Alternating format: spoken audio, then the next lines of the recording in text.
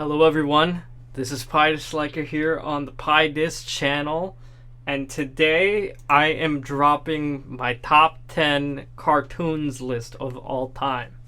Now, this was a very difficult list for me to make. I am a huge animation fan. I've loved cartoons ever since I was a kid, as most children do. I've known some kids that had very restrictive parents. But that said, so coming up with an actual top 10 is very difficult because there's so many great shows that I had to leave out of the conversation. And really, I think I have a top 13 that are above the rest. And really, trimming that 13 down to 10 was so difficult for me. I basically ended up doing a keep one, cut one strategy, and my top 3 were set, but when it came to 4 through 13, I had to do the keep one, cut one strategy, and that essentially allowed me to kind of dictate who my top 10 were in what order. Because in the order that I decided to keep them, it made sense that's the order that are in my top 10, clearly. It's very hard. I think 4 through 13 really are pretty fluid, but I made some tough decisions, and here's my top 10. I'm sure it's very different from your top 10, but a lot of these shows are great. I did decide to include both adult animation and young children's animation, like Nick Jr., that kind of stuff on there, which made it even more challenging because now there's even more great stuff that I had to go through, and I'm also fighting between nostalgia and recency bias. Very difficult, but I do have a solid top 13, which and there's how many other shows? I think I had 22 total, and I knocked the 22 down to 13, and then eventually knocked the 13 down to 10. But man, that was hard. So I will give some shout outs to my top 13. We'll start with it's going to be very brief. I don't want to go on about it too long. So let's talk about it. Number 13, My Little Pony Friendship is Magic. You thought I was going to leave this out? Sure, they're out of my top 10, but My Little Pony Friendship is Magic was such a huge show for me. It was just of great importance. I love the world of Equestria. I love the world that everybody lived in. The stories of each of the individual characters growing. I never finished the show. I stopped at season 7. I don't want to show the end, so I stopped watching. I also got show fatigue and fandom fatigue, and I haven't really touched the stuff since. It's like drugs. Number 12, I have Foster's Home for Imaginary Friends, a huge childhood staple. This eased me into the era of cartoons past cartoons. Foster's was a really solid show. I really loved the characters, really loved the environment, really loved the concept of imaginary friends. Just being around, existing, all the kooky designs. I love the characters. I felt just going into that show felt like a warm hug. It was wonderful. It was extraordinary. It was such a good time. I miss it dearly. Fantastic show. And then number 11, this one was really hard for me to cut, but I had to do it. I had to make the decision. Number 11 is Hey Arnold. And for some people that's blasphemous. Hey Arnold is an incredible show. Yes, that's all true. It simply didn't make the cut because there's 10 shows that I like more than Hey Arnold. I know, it's brutal. But I highly recommend anyone watch Hey Arnold. I think Hey Arnold is great for children. It really does, like, it doesn't talk down to them at all. It's it's a show about a kid, like, trying to get by and trying to be honest, that does get screwed over in life, but also, like, lives by his moral code, and really does right. He shows others that are flawed, like, how to right their wrongs and everything. And it's not to say he's not flawed himself, but Hey Arnold was just such an incredible show. Loved the characters, loved Helga, loved Gerald. The supporting cast was fantastic. I thought they were all, like, very complimentary to how much of main character syndrome Arnold can get, because sometimes he does seem a little too perfect. But yeah, his grandparents, fantastic cast. Just I highly recommend that you watch it. And also, like, I don't think there's a lot of animation revolving around kids growing up in the big city. Maybe I'm wrong, but Hey Arnold, like, really showcased that perfectly. Great stuff. Okay. Let's breathe. We got the honorable mentions out of the way. Let's get down to the top 10. Number 10, I have Recess. Recess was just a show that, honestly, that was Disney's competition to Hey Arnold, and it slightly edges it out for me. I think the two are, like, neck and neck. They're, like, really close. Like, catch me on a different day, I'm probably putting Hey Arnold above Recess. It's a tough call. But I loved everything about Recess. It was fantastic, and you had, like, this outcast group of kids that were very diverse and all had their own interests, and it was just this cool friend group that was always hanging out, and you had, like, all the different posses of all the kids. This was a show that I got very excited about whenever it would air on Disney Channel, and I would rarely actually catch it, which is why it was so special to me when I did get to see it. Objectively, maybe it's not better than Hey Arnold, but I think just my excitement for Recess really, like, puts it over top just slightly. I have just such good memories, like, of being able to catch that show, and maybe it's the scarcity factor that really, like, put it over the top for me. Number 9, we have Courage the Cowardly Dog, one of the funniest shows ever.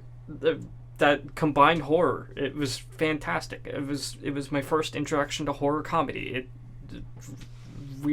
First introduction to horror in children's programming, really. It was fantastic. It was scary.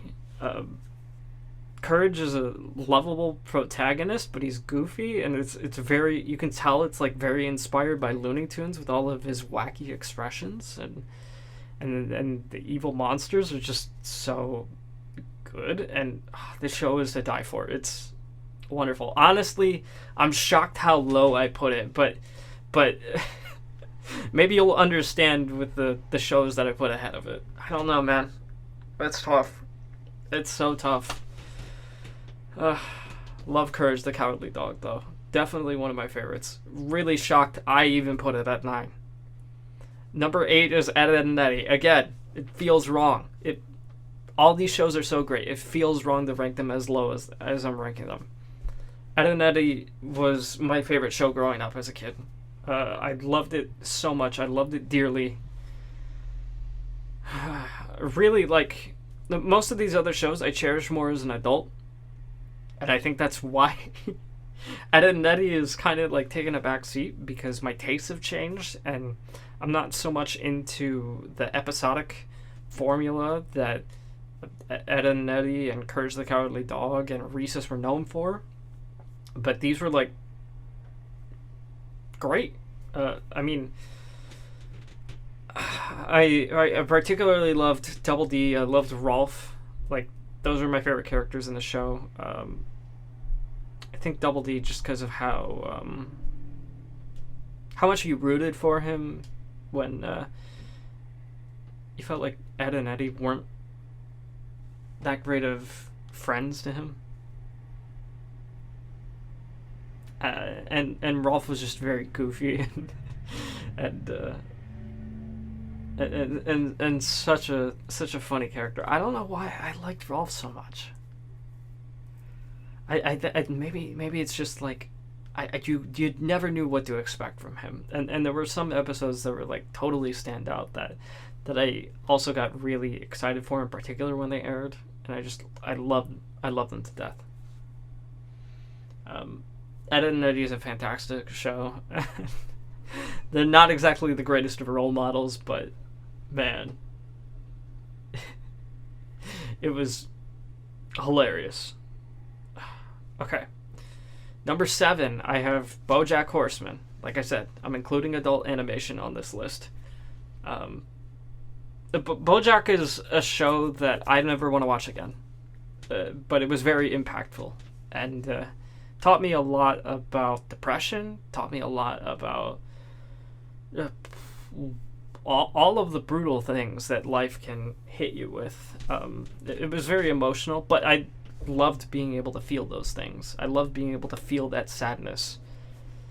I appreciate something that can make you feel depressed in the form of media and entertainment. And it did have its charming moments. Like, I love Todd. I love Mr. Peanut Butter. It was a really solid supporting cast, and it's a very easy show to binge. But I say this with a disclaimer: I don't recommend watching it if you are prone to really bad depression. I think like you need to have some sort of mental health check on how good you are before going into the show, because I feel like a lot of these themes can really fuck with you, and you have to be careful with that. That said, if you feel like you can handle such strong themes, I absolutely recommend watching Bojack, but you'll have to take breaks because some of the episodes will fuck you up. And I'm not saying that lightly. There's no other show that makes me feel the way Bojack does. Number 6, The Legend of Korra. I know some people are thinking that I'm ranking it a little too high, but I clearly love the Avatar universe. I only finished The Legend of Korra recently, and I binged it. I did have to take breaks. There was a lull, I want to say around season 2. I didn't really care for all that much, but I thought that the execution of it overall was phenomenal. And yes, it's not as good as Avatar The Last Airbender. Oh, spoiler alert for the list. But it is just such a phenomenal show. Really, like, they pulled it off very well. And yes, I didn't really care for all the teen angst that was going on. What are you going to do? The characters are teenagers. You kind of have to watch them go through that. It's just, you got to put up with it. But if you do, absolutely worth it. Number 5, I have Samurai Jack. I didn't like the ending. Everything else about the show was amazing. I think season 5 is a little bit weaker than the rest of the show, but still worth watching. Still worth seeing through to the end. And yes, I didn't care for the ending. I would have chosen a different ending. I probably would have constructed season 5 better. I have some issues with that. That takes it down a notch. Otherwise, it's borderline top 3. But that said, it's still at top 5, and that just shows how good it is. And the action scenes are incredible. It was the first show that really had an ongoing story that kept me captivated as a kid. I avoided anime for that reason, because I felt, partially because I felt like it was hard to keep up from an episodic to episodic release, and to keep up with that. It's a lot easier nowadays. If you've never seen Samurai Jack, it's absolutely worth it. It's so cool. Number 4, we have The Owl House. Yeah, this again, like 4 through 13. This could really go either way. I could have knocked it down a bunch, but I did just finish it. I am riding a high off of this show, and I love the universe. I love the characters. I think Luz and Amity are just wonderful. They're so cute. I love them. Um,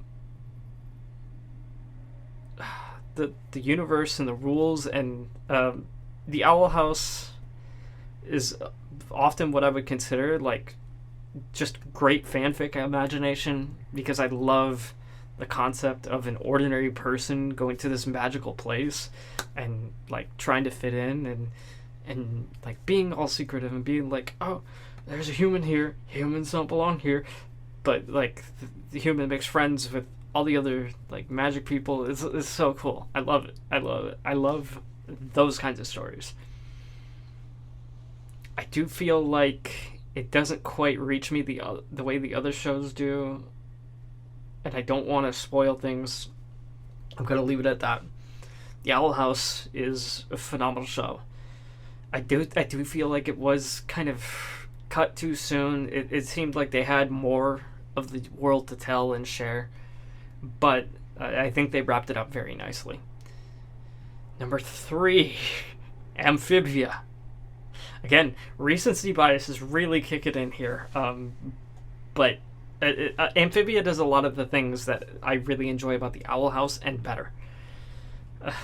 I really I love the universe more. I think the characters are a lot more fun. To me, it adds a lot more interesting humor without necessarily being annoying. I think that I think the plot twists are really well done. I think the story builds up a more complete package than the Owl House does, and to me, it's like a solid 3. It's like right there. It really. It's everything that I could ask for out of a show, honestly, and it's only at number 3, which means the other 2 did something beyond what I could ask for. I love Anne, love Sprig.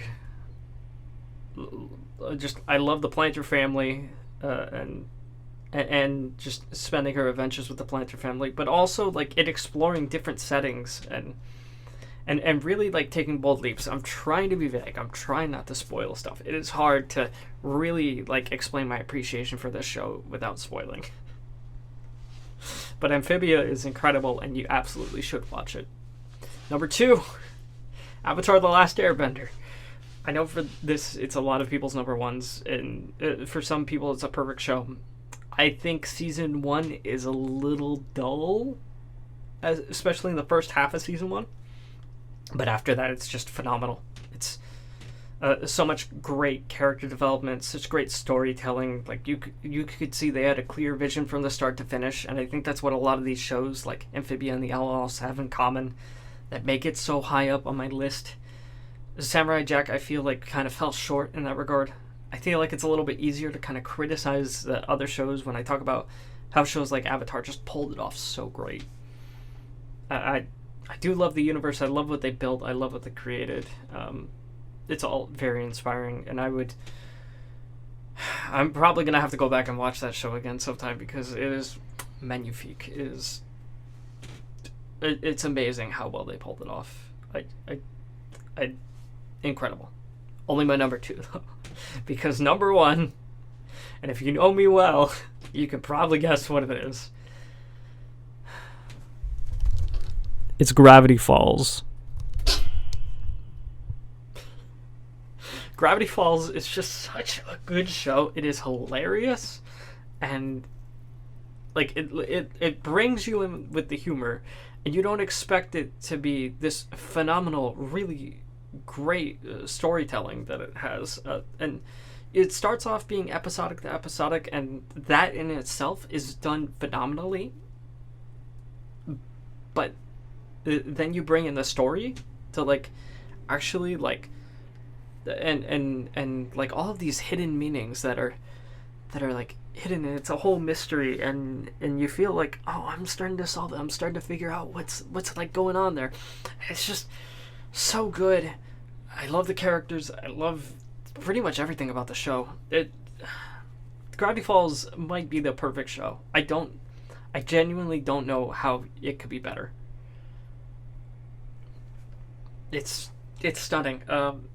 I think Grunkle Stan is my favorite character in the show, and I love Mabel. I love Wendy. There's so many great characters. Gideon is hilarious. Pacifica's arc, phenomenal. I don't know. I don't know how you top Gravity Falls. The hats off to Alex Hirsch. He made an incredible masterpiece, and I feel lucky to live in a timeline that Gravity Falls exists. It is just a fantastic show, and you should watch it. And it's the best. But maybe don't watch it first if there's other shows in here that you're interested in, because Gravity Falls is so good that your standards are going to go through the roof, and you're going to end up disappointed with the other shows, which you shouldn't be. They're great. Yeah, okay, that's my list. A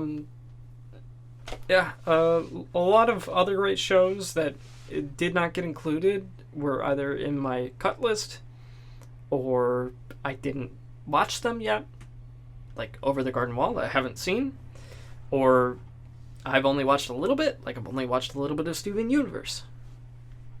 So that's my top 10, really my top 13, but yeah, man, tough list to make, very difficult. I hope you enjoy it. Feel free to give me your own list. Feel free to give me your own opinions. This is all off the top of my head. This isn't scripted in any way. So I hope you can deal with my incoherent ramblings. And if you want to see more videos like this, please let me know. I thought it would be a cool idea, so why not? And if you want to make your own video, like about top 10 cartoons of all time, or top 10 something else, like, please, I'd love to watch it. Sounds fun. I love watching that stuff. It's great. Anyway, take care, peace out, and I'll see you all later. Have a good one. Bye-bye.